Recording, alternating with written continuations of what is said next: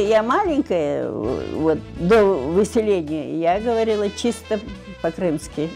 Все говорила, потому что бабушка со мной разговаривала по-татарски.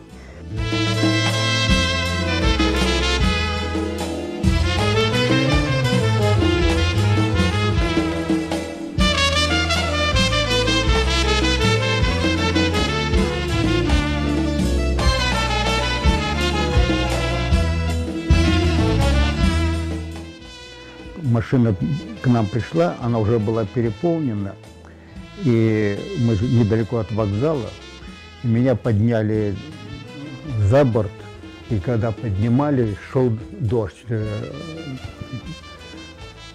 накрапывал, так вот, мама плакала, дождь шел, все это вместе, так что непонятно, это Родина нас провожала.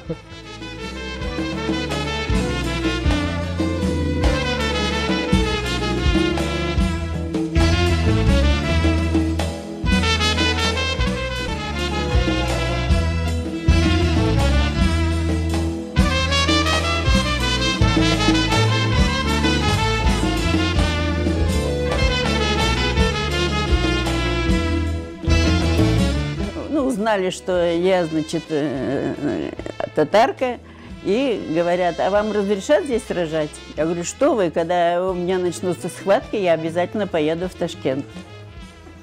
Ну, вот таким образом 8 августа родился Рустем. Выходит так, что Рустем родился до указа и был зарегистрирован здесь как крымский татарин.